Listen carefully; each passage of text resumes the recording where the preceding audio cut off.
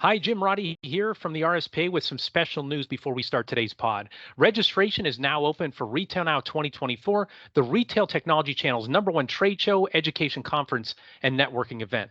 Join RSPA and Retail IT Channel leaders live and in person July 28th through the 30th back in Las Vegas on the Strip at the Paris Hotel. With nearly 200 exhibitors, Retail Now is one-stop shopping for VARs and ISVs.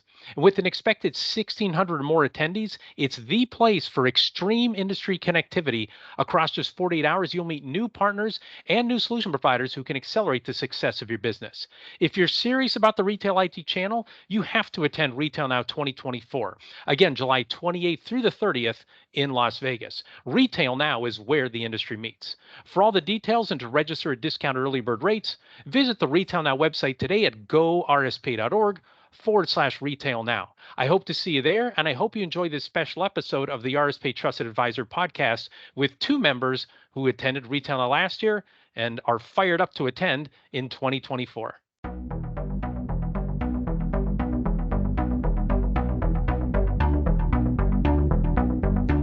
Welcome to another episode of the Trusted Advisor podcast and video series powered by the Retail Solutions Providers Association. Our goal on the pod is to accelerate the success of today's and tomorrow's leaders in the retail IT industry.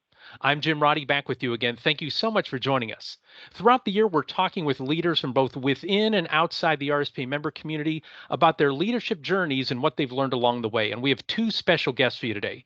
First, please welcome Truman Meecham, the president at hospitality point of sale solution provider Alpha, which is headquartered near Chicago. Truman started as a support specialist in 2014, was promoted to head technician in 2016, and has served as company president for the past 5 years. In 2023, Truman was named one of the RSPA Next Gen 40 Under 40 Rising Stars. Truman, welcome to the podcast. Thank you, Jim. I'm happy to be here. Yeah, great to have you here. Looking forward to getting to know you a little bit better. Our second guest is Bobby Bauer, the president and CEO at BMC Business Machines Company, a VAR headquartered in Lansing, Michigan. Bobby started working in the family business in December 2004, that's nearly 20 years ago, as a parts and logistics specialist. He's a member of the RSP Next Gen community, and like Truman, he was named one of 2023's 40 Under 40 Rising Stars. Bobby, you were named president and CEO this year, so congratulations on that, and always a pleasure to talk with you. Thanks, Jim. Likewise. Pleasure to be here. Great. So I'm hoping each of you can tell our audience about your journey, going back to maybe the time just before you worked in this industry to where you are today. So Truman, do you want to take us first through that in terms of your journey from there to here? Yeah, most definitely. There's no really before this industry for me. I grew up in it. My dad started in the industry. He had actually worked for PosiTouch, one of the larger resellers in our area, then went over to Micros, and then had eventually started Alpha, selling the Focus point of sale platform since 2007. So ultimately, from a young age, I was brought into this, going to the conferences, building databases, installing. And I think I know maybe a little too much about POS software. I've seen too many POS softwares as of now. But in 2019, so unfortunately, my dad, he did get sick. He has Parkinson's. So the Parkinson's was getting a little bit worse. But fortunately, because he had included me so much in his endeavors growing up, going to the conferences and helping him out, I had the opportunity to take over and really take lead in the organization. So in 2019, I purchased it from him, and really with the goal and intent to just promote growth, add a bit more of a team than we had at the time. He was more of a solopreneur, and that's been the journey ever since. Well, thank you for that. I'm really sorry to hear about your dad. Was it always a foregone conclusion that you were going to go in to the family business? I'm curious about that. Like, was it, that you had a business card at birth, with the company name on it, or was it up in the air? I think to him it was, to me it wasn't. I will say there was of course do I really want to go into dad's industry? It might have felt a little forced, but by the time the opportunity arose, I really realized, I was blessed to be given a wealth of knowledge from a young age in regard to the industry, seeing how it works, seeing how the restaurants that we service worked. And so when it really came down to it, it made a lot of sense just to go into what I know and build off of that as opposed to try to go somewhere completely different. Got it. Thank you. And specifically about your organization, how many employees do you have today? What's the leadership structure? Right. As of right now, we have 12 employees. So there's a core leadership team that assists me with more of like high level decision making. It's just more so based on longevity, trust, a number of different leadership attributes that take effect. So we do have that defined. However, we really push here, being a team of 12, for everybody to take ownership in what they do and for everybody in themselves to really act as a leader internally. Got it. Thank you. And so thank you for that. Bobby, can you share your journey? And I think yours has some similarities with Truman, because I remember I met you at an RSPA winter conference and you were a teenager back at that point, if memory serves me right. So talk about your journey. Yeah, very similar to Truman's. Grew up in the business. I started actually in 2004. I was a co-op student out of high school, and so my work experience prior to that was cutting the lawn at the company for next to no money, and taking out the trash. So very similar. Went to a lot of trade shows growing up. Set up a lot of equipment growing up in the office, and whatever other odds and ends needed to be done. And very much grew up in the business, and had since that time done some community college, as well as just basically worked in every department within the company. So. And working in every department, was that like part of the plan, in terms of the path to becoming, like, you get to see everything? Or was there a time where you were thinking, maybe I'm not going to do this? Yeah, similar to Truman, I think it wasn't a foregone conclusion for me either. In 2004, basically as soon as I graduated from high school, I was taking night classes at the community college, and I just found working to be a lot more valuable to me personally. And I learned a lot more at work every day with the opportunity that I had. And I just decided, well, I think I'll just commit to this. And then from that point, the plan was to be at least introduced to every department, work in it for a period of time, take ownership of certain departments, and make sure I understood the business from a foundational level, and could respect what I would be asking my employees to be doing in the future in that role. So yeah. Well, kudos to both of you guys for doing that, because as I think other companies, they will oftentimes take the child and put them in at the top without learning the ropes and without walking a mile, or in the cases of both of you, many miles in the shoes of the employees. So, and then Bobby, can you tell everybody how many employees does BMC have? Talk about your leadership structure.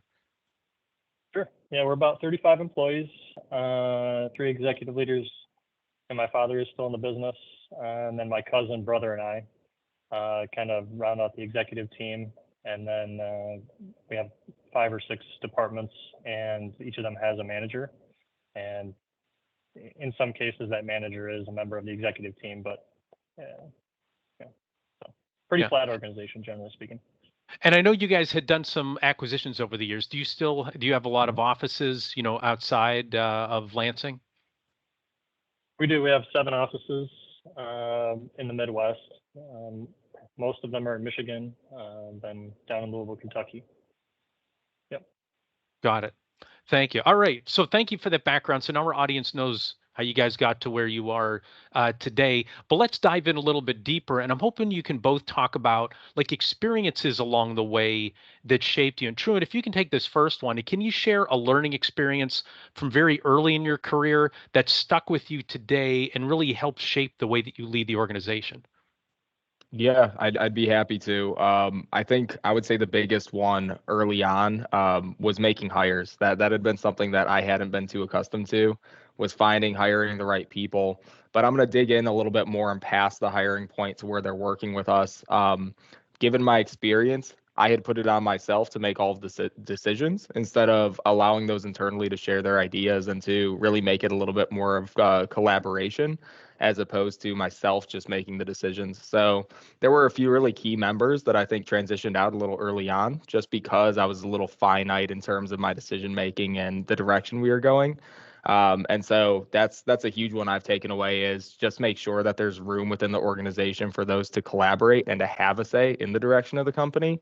Now, granted, there always needs to be guardrails, but it's nobody ever wants to feel shut down. So it's more so being open-minded, being open to new ideas, and ensuring that everybody has a voice. And how do you do that? Like open-minded is like a staple. What do you actually do to execute today to make sure you're open-minded, to make sure folks are being heard compared to that's different from what you did before? Well, Jim, I'll say I'm always learning. However, one of the biggest things is for myself, making sure that people know that two things: it's a safe space. You're not going to get penalized for trying. The biggest thing is seeing people not try, seeing people not bring ideas to the table. That's where there's an issue. So we try to really inhibit and push that mindset internally. And then have people also know that, hey, just because we decide not to move forward with your decision doesn't mean you stop decision making, right? We might need to take a different direction, but that doesn't mean that you don't have a say or you should stop bringing ideas to the table, because all it takes is that one great idea that somebody has on the team to go, wow, that makes a lot of sense, and make a big difference for the company. Great. Thank you, Truman. Bobby, same question for you. An experience, learning experience early in your career that has shaped you today. Yeah, two come to mind, and the first one when I was 20 years old, so I guess 15 years ago, 16 years ago, we replaced a bunch of disparate paper processes and a couple of different electronic systems and put in a new ERP system. My experiences at the time with the company were really limited to just that logistics role, which basically means purchasing, managing inventory, and fulfilling orders internally. And I was put in charge of the entire implementation, every department, and training people that were more than twice my age. Yeah, I think the average age at the company at the time was probably 45, 50 years old. And they got a 20-year-old kid, trying to figure out what he's doing. And that whole process really formed me. It taught me how to wade through the mud of life and just deal with things that you don't really know what to do, but figure it out, and ask questions, be open to what other people have said, and change processes that don't make sense, even though we've been doing them for a long time, and make them better. The second experience, we had two key players within the same department of our company leave within 30 days of each other, and stepping into that team, and kind of similar to what Truman said, rebuilding that team, figuring out how to hire, who to hire, and why, really understanding what's important to have within an employee within our organization. And I think really the key thing to that, what I learned through that process is learning who we are, not necessarily what we want to be, but who we are, and who works within our organization and why, more than anything. How would you answer that question then? Who sounds weird. It sounds like this is a therapy session. Who are you, Bobby? Yeah, sure. Yeah. So this business, you talk to anybody in it, and they're like, well, there's a lot of other ways you can make money, and most of them are a lot easier than this. But here we are. And so I think overall, people have to have a willingness to learn and to love to learn, and to be open to it, not just open to it being different every single day, but enjoy that challenge, enjoy it being different, and being humble, because you're going to be humbled in this role, because there is something new every day, and you don't always learn it in 5 minutes. Sometimes it takes hours or days or weeks to push through whatever it is that came up. So from a personality perspective, I think that those are really the key components. Mm-hmm. From a company structure, payment structure perspective, I think we have to search out people that our job is an opportunity for, in order for them to stick around long term, and that isn't the case for everybody, and that's something we've learned as well. So Yeah, in fact, I was just having a conversation about culture this morning with somebody earlier and talked about the word like cosmopolitan. And so, again, yeah. Bobby, I haven't met everybody inside your organization, but I spent a lot of time with your dad. I know you and some other folks, not a Mhm. cosmopolitan, right, No. organization, right? More of a roll up your sleeves, right? Let's get to work Yep. kind of thing. Like that's who you are, and you have to Yep. get the right people. So, Truman, I'll ask that question too that Bobby just brought up in terms of like knowing who we are. How would you guys describe your culture? How would you describe Alpha when somebody says, have you learned who you are? Well, that's a great question because there's a lot of statements that come to mind. However, I would say energetic and a strive to grow is the big one. And I'll dig a little bit deeper there because we're in an interesting spot. I would say there's a lot of point of sales dealers who have been around for a long time. And to Bobby's point, you do have some people who have been on the team for a long time and others who might be a little bit older. Naturally, for me, since my goal was to grow Alpha, I'm about 20, 21 years old as well as I'm beginning my journey. And so I get a lot of younger people, a lot of people starting in life, a lot of people who need to learn to grow. So we've really tried to inhibit a culture to where it's not just business growth that we're pursuing, but also personal culture. And so what I mean by that is, for instance, we have a book of the month club in place now for to where we go over each topic. So everybody in the team this month we're reading Crucial Conversations, I think is the Yeah, big one. yeah, it's a great one. Going off of, oh, you've read that one? It's on my bookshelf behind me. Oh yeah, Yeah, it yeah, looks like Crucial you've read a lot of Conversations. books. Yes, those are real books. It's not wallpaper for those who are watching on our YouTube channel. So yeah, Crucial Conversations is a great one. Excellent. Yeah, and that's the big thing is, and we try to figure out, hey, what's something that can help within our environment here. So it goes back to being a leader, taking ownership. If you don't know how to conversate, how to confront something you disagree with, what do you do in that case? So that's why we presented that book. Next month is Atomic Habits, for instance. But point James is, Clear. our Yep. goal is to really become a place to where people who may not have exact direction can come in, get direction, and know, hey, I'm going to work hard. I'm going to be able to develop myself personally, and I'm going to get some strengths and talents that maybe I didn't have beforehand.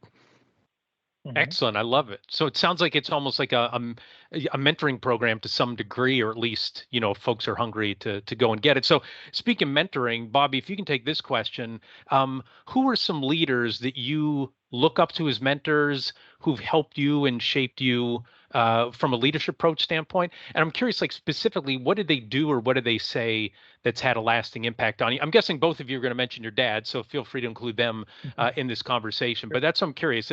Who are they and what have they said and done that has shaped you? Sure. Yeah.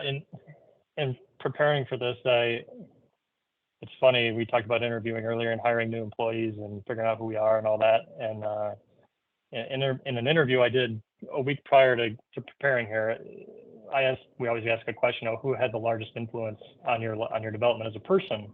And for the first time ever, this person said Jesus, and I was like, wow, that's the first time anybody's ever said that, and Hmm.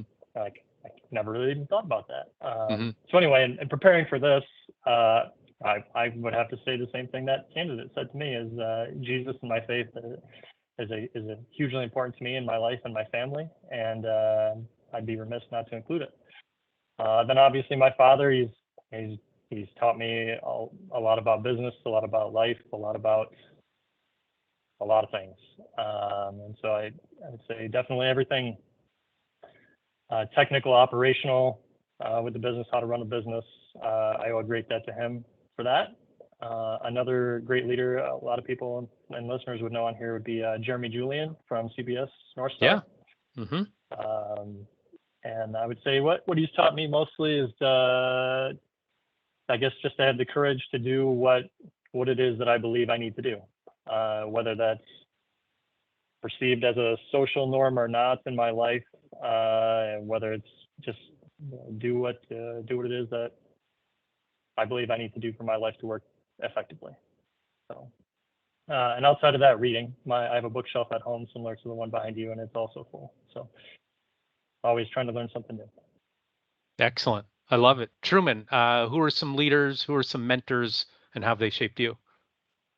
Well, you called me out there, Jim. I got to say, my dad, Ron Meecham, yeah, he had founded Alpha, and I think that I guess my takeaway, there wasn't really anything in specific he had said. He had said a lot of great things over the years, but my big takeaway was just him including me in the business and him showing me, number one, that customer service comes first, and be a man of your word.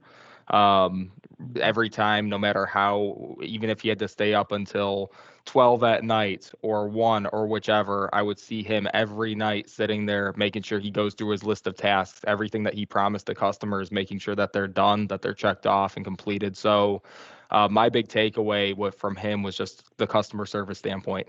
You got to follow through. You don't want to overpromise and under deliver. Second one I would say is a gentleman I had met when I was first starting out, when I first purchased the company. I had no direction. I knew the customer service side of things. I knew what my dad had taught me, but the goal was to grow the company, and I didn't have a big business sense. So I met a gentleman by the name of Joe Syock while networking. He's not necessarily in the industry, but he works over at IBM right now, and he also built a pretty large IT services firm called Alpine Consulting. So him and he's been there as a great advisor for me. Him and I talk multiple times a week. I want to say, I probably bother him a little too much if he does listen to this. And then another gentleman who I've met in this industry since is Dave Benetow. He's the CEO over at Platinum Relations. We got connected. Platinum Relations is a payment processor, but he's my big takeaway from him is relationship building. He's a master at relationships. He highly values them, and in a way that I hadn't seen from any other business leader that I've worked with in the past. And then I saved the best for last here, because Bobby, I think you were spot on with bringing up Jesus Christ there. Mike Hernberg, he's one of our local guys from church. And he took me in early on when I was lost, when I didn't have when I didn't have a sense of religion or who to follow or the right direction in this world. He really took me in and taught me. We went through the book of Mark together. He taught me just a lot about the faith, what it means to be a Christian, and I realized there was a lot of judgments I had made that I hadn't fully understood. And him and I have been meeting on a regular basis since, and he's just been helping me a ton grow spiritually there. Those are great. No, thank you so much for that. Let me dig in for both of you because you both had your dads that you work with. What advice would you have? Because it seems like you're in a good position to do this. A lot of RSP members, we said earlier, they're not cosmopolitan, and a lot of them are family businesses. Bobby, do you want to take a crack at this first in terms of what advice would you have going through this, being part of a family business? What's one thing that you've learned or one advice point that you would give to our audience about how to best manage and navigate a family business? Yeah, sure. I would say, trying to focus not just on the work relationship and fostering, the relationships you have outside of the business as well, and making sure there's room to keep those things separated if possible, is very important.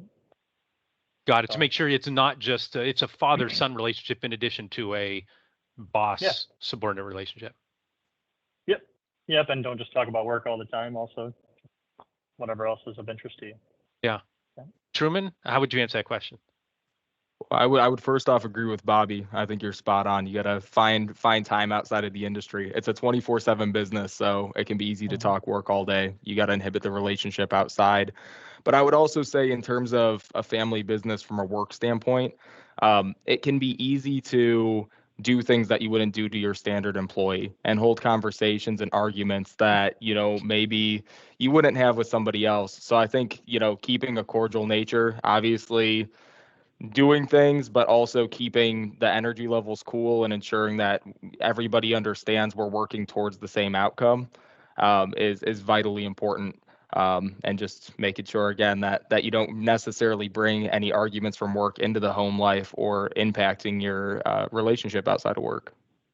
I worked for two brothers back when I was at Jameson Publishing. It was owned by Rick and Terry Peterson, and they were really good in terms of keeping, the family stuff and working together well. But I do remember very early on in my career, they brought me in and they were disagreeing on something. They were both making pitches to me, and their conversations with each other were getting a little elevated in terms of like, well, I don't think you'd be talking to somebody who wasn't your brother that way. And I just remember like, Jim, what do you think? I'm like, I'm thinking you guys are putting me in a really awkward spot here. Like, I feel like I got to pick one or the other. Can we go in a different direction with this? Because it was very much emotionally charged. So again, they were awesome for most of that, but they had to catch themselves sometimes, and they were really good where they would loop back and say, yeah, we should have handled that differently. They would help keep each other in check.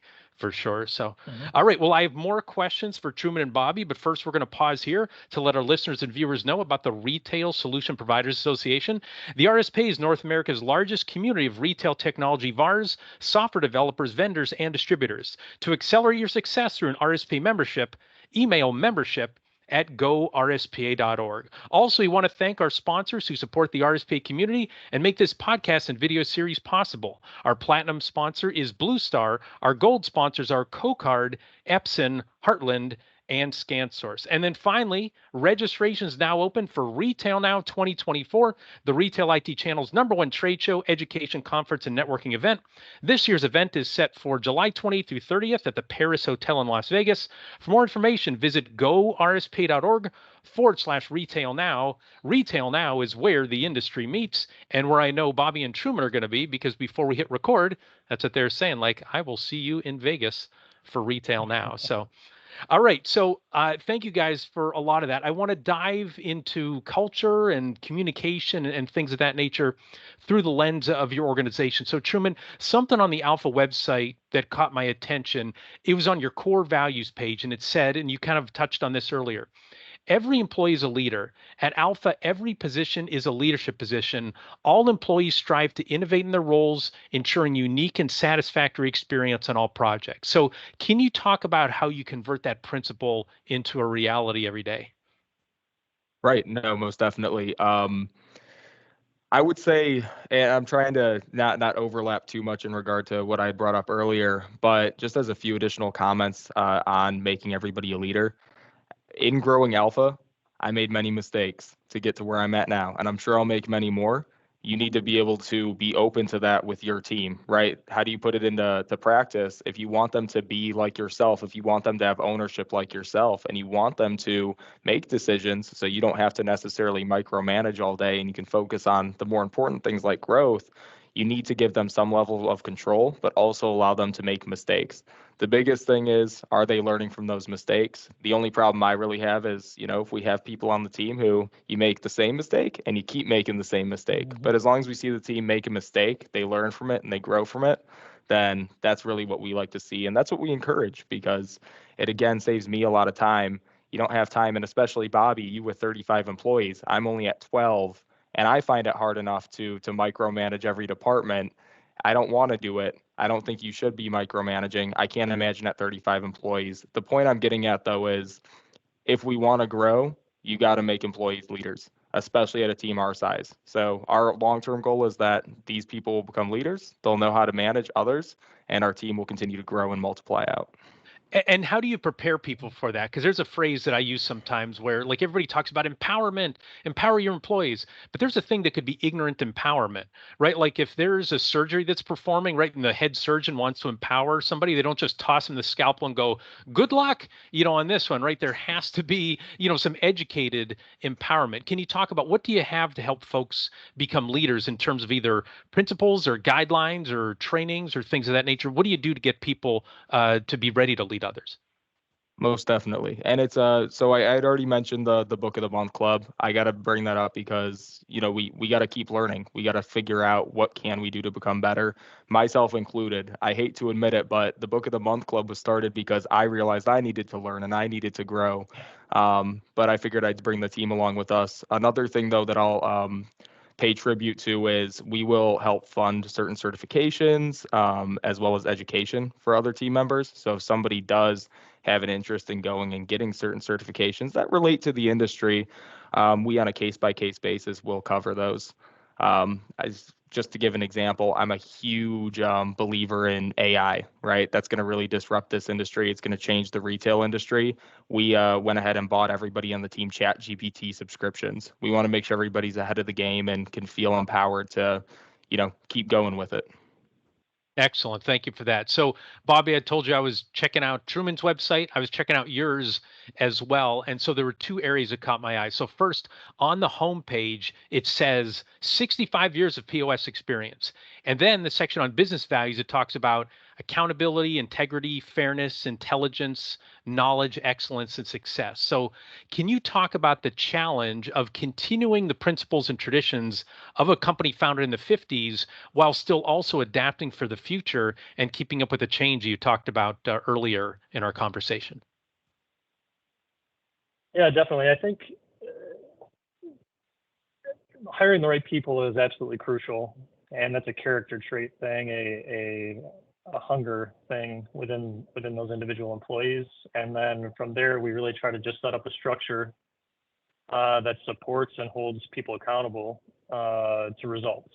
Because at the end of the day, the company and every one of our employees is responsible for delivering a result to our customers. And so very similar to Truman, like if people aren't making mistakes, they're not trying hard enough. They're not pushing themselves. They're not learning. They're not growing. And so I actually hear people who have made mistakes that aren't massive, and let them know that that's what I expect of them, and I expect to see more, because if I don't see anything happening, I know they're not pushing themselves and they're not truly engaged in trying to grow the company. But I guess back to your question, as people have, we'll call it aged out, retired from the company, we make sure we're replacing them with the type of people that we know we need. But the people that have yet to retire, we make sure that they are continuing to learn and grow and not just being complacent with their success from the past. They have to continue to get better every single day. And if they're not, eventually, they've self-selected out of the company. We don't even need to fire them. They just leave because they know that they're no longer a fit.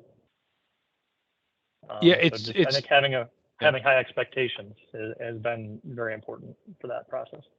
And it sounds like I don't know if you guys have ever read the Netflix culture document. Anybody listening, you can Google, about the Netflix culture. And they talk about we're a team, we're not a family, though, even though you have a family business there, and both of you guys do. But it talks about, a team, you have to keep your skills up. You have to keep producing. It's not just, hey, you can ride on this for life. You have to keep getting better and better. So I guess, Bobby, how do you do that in a nice, friendly way that people don't feel like, that, hey, this is how we've done things before, but we have to adapt things as well. Do you have to pitch people on adaptation, or is it if you have the right people, they're naturally going to do that? Yeah, I think it is exactly the second thing you said. The right people want to learn. They want to get better. They don't want to be stagnant and stay the same way for a 1-year period, 2-year period, 5-year period. They're not interested in that. They're interested in growing and getting better and learning new things. And that's not the same for everybody, right? They don't all want to learn the same thing.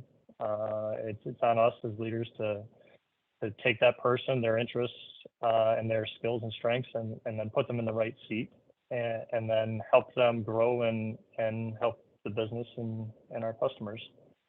And so I guess from that perspective, whenever I hire somebody, I make sure that I pay very good attention to what it is that they want out of this role, out of this job, and never forget it. Because, and it might change, right? You got to know your people, but they saw something in the company when they were interviewing, the same way we saw something in them where we thought they would be successful. And it's important for us to marry those two things and see where it takes the company and that individual. Yeah, if all somebody wants out of a job is a paycheck, that's kind of like, well, that's no fun, right? It's just going to be a transactional relationship. And if somebody comes along with a better paycheck, right, you want folks who are looking to lift themselves, lift their coworkers, lift the customers. Yep. Great. A couple more questions. Truman, how would you describe your leadership style? Like, are there a few overarching words or phrases that represent what you're striving for as a leader? Yeah, I have really three principles here that kind of are my the core of my leadership style, I'd say. First is lead by example. I made a comment on this earlier. We service restaurants. We service the 6 a.m. cafes and coffee shops all the way up to the 4 a.m. bars and nightclubs. Point that I'm getting at, it's a tough industry. People need to be available and people need to be serviced. If something happens at 3 a.m., they need help. Same as if something happens at 6 a.m. Point that I'm getting at is I can't expect others on the team to go the extra mile if I don't. So, it's important to me if my goal is to grow and to add more locations and continue to, increase as opposed to decrease, make sure that I'm showing the team, hey, I'm here along with you in the trenches. I'm here with you. That doesn't mean doing their job, but showing them that I'm doing just as much work as they are and I'm putting in the work I expect them to put in. Second one is, and this is kind of going back to how do you keep employees working hard? How do you keep them keep them going as leaders? And I would say keep the vision alive. There are going to be times where we get knocked down, times where an important client transitions. There's going to be highs and lows.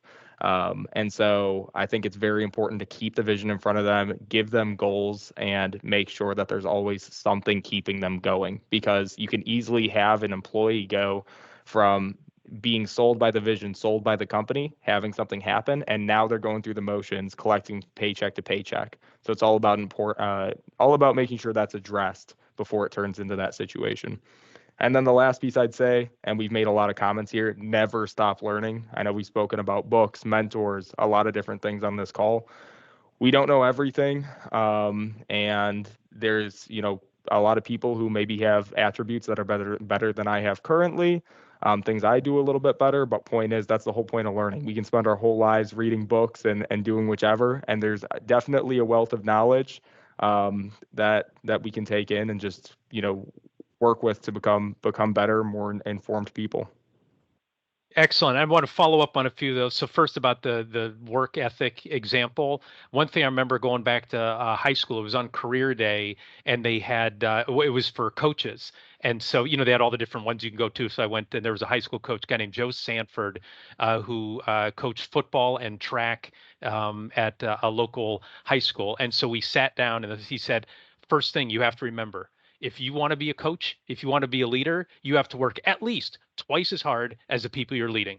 At least twice as hard. If you're not willing to do that, you shouldn't get into coaching. You shouldn't get into leadership. And I just remember us sitting there like 17-year-old kids, like, okay, coach, like for sure. Like, you got to be the first one there. You got to be the last one to leave. You got to put in the effort. So, and then so that was just a follow-up story. You just gave me Joe Sanford. Boy, and I'm going to say I'm so much older than you guys. That's almost 40 years ago. Now that I'm going back, but it still sticks in my head in terms of doing that.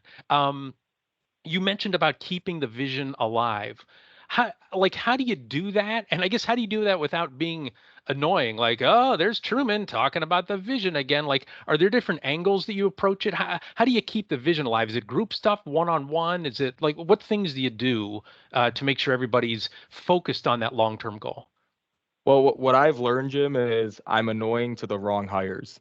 The people who are sold by the vision, who are sold by the company, they come in and they're usually rallying behind me and they're pushing it as well. However, the people who I will say we've hired a few people who maybe don't have a visionary mindset, and they kind of come in and go through the motions, and those are usually the ones who get bugged by it. Few things we do though. We list up our goals. We have 3 pillars in the front of our office where everybody walks in through the door, and each pillar lists our goals for the year and our progress, and then also personal goals for each member on the team. And then we actually do also, we do keep a list. This is a little unique, a list of those who have transitioned away from the company, because our intent is we're going to get to the point where we're so good that we can go in and win them back. So we try to keep those principles in front of everybody. And then we also do have regular team meetings to where we present to the team, answer any questions, keep them updated on the latest changes within the company, because there's a long-term vision and then there's shorter-term movement. And so we have a pretty consistent long-term vision, but things change in the short term. You have to make maneuvers. You have to make certain decisions that might throw people off course. So making sure that the whole team is up to date on those course corrections is I think extremely important, so that people don't get confused and have a different idea of where the company's headed that we haven't shared with them. Tell me a little bit more. Thank you for that. Tell me a little bit more about keeping track of employees who transitioned away. Like I can picture some people like, yeah, we keep their picture on a dartboard, right? Something like that. But are you talking about, I guess, just give a little more detail on that. Like, why do you do that? How do you do that? What's the purpose? Jim, I'm so sorry. I might have said it incorrectly. I had meant customers. We have a list of Oh, got it. customers there Okay. who Okay. have transitioned. So the goal is when we get to the point when we know that our products are up to par, we keep track of, they left. And some of them were long-term relationships that we had. Granted, we don't lose too many customers, but that's why I can keep a list of them, because the goal is Perfect. when we get to the size and we get to the point where we know we've resolved the issues they had with us, we want to make sure that we can go in and win them back. So we don't view it as a complete loss when somebody leaves. We view it as hey, we got to work on ourselves. And as soon as we fix the issues that were causing this, we're going to go back and tell them, hey, we're better than ever. And I hope you now see we're dedicated to growing for you and becoming better each day. Got it. Thank you. And I think I might have misunderstood. Like maybe when you said people who went away, I was interpreting it differently. So I apologize. It was probably poor listening on my part. So, but thank you for explaining that. I do like that where you have those customers, you're going to win them back. You're not rationalizing. They don't know what they're doing. Those people are crazy. Like you're really valuing and you want to bring them back. So, well, thank you, Truman. So Bobby, describe your leadership style. Sure, I would say patience, expectation. Also, work hard and just as you and Truman already described, so that the team knows that you're committed to the organization and then pushing it forward, being forward-looking and always keeping an eye on our customers' needs, not just on what it is that we have to sell today. Make sure we're actually solving a problem for our clients. So we do that a lot. I guess in general, we structure our goals, our vision. We make sure employees are reminded of those. We do quarterly check-ins with all our employees, and we have weekly team meetings where our employees' quarterly goals are reviewed in front of the whole team.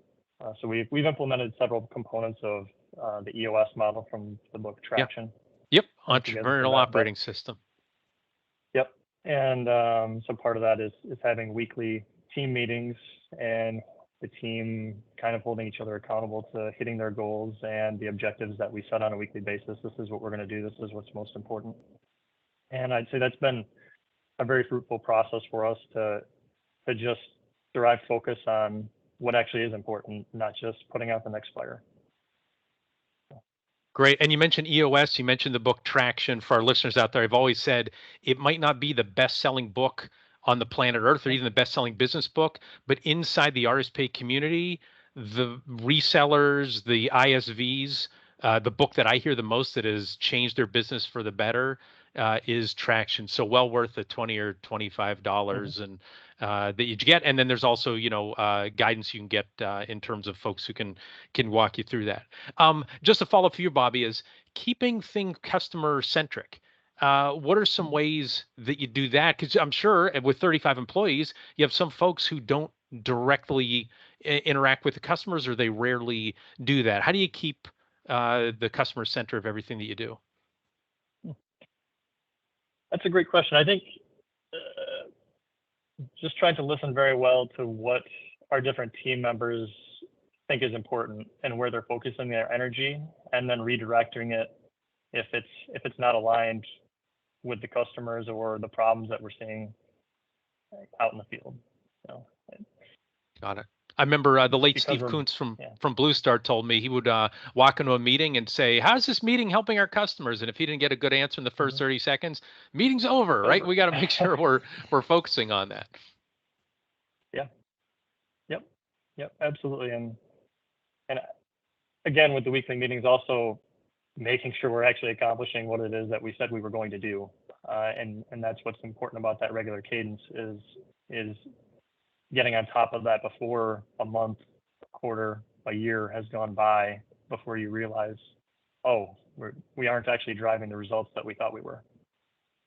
Yeah. EOS is big on closing the loop, right? Making sure we don't just say Mhm. we're going to do this. You check in and make sure that stuff gets done. So, all right, we are almost out of time. Last question I want to ask: is there any final words you wanted to offer in terms of leadership today? Maybe we didn't touch on, or maybe something that you want to emphasize. So, Bobby, if you can go first, any final words that you want to share on leadership? I guess I would just say improve yourself every day and expect your team to do the same, and that's good things happen.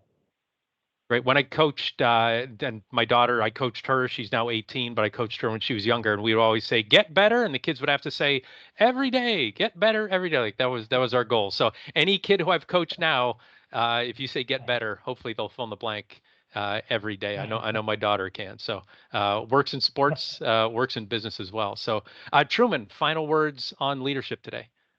Well, going off what Bobby said, I would say don't get complacent. I think it can be easy when you're having a good year to stop doing some of the things you were doing to grow. So don't take your competition for granted. Do the extra touch. Send those happy anniversary cards to your customers. Send those happy birthday cards. Do those check-ins. Do every little thing that your competition isn't doing, and do what you can to get ahead, and never assume that you're doing it better per se than the other guy who's going and talking to your customers. Excellent. Very well said. Well, that does it for this episode of The Trusted Advisor. If you enjoyed our discussion, be sure to subscribe to the RSPA YouTube channel and the Trusted Advisor podcast so you never miss an episode. And if you'd like to learn more best practices for VARs and ISVs in the retail technology industry, check out the RSPA blog. You can find it at gorspa.org and clicking on RSPA blog. Before we go, big thanks again to Bobby and Truman for sharing their wisdom with us today. Thanks also to RSPA Marketing Director Chris Arnold for his production work, Joseph McDade for our music, and last but not least, thanks so much to you for listening. Our goal at the RSPA is to accelerate the success of our members in the retail technology ecosystem by providing knowledge and connections. For more information, visit our website at gorspa.org. Thanks for listening, and goodbye, everybody.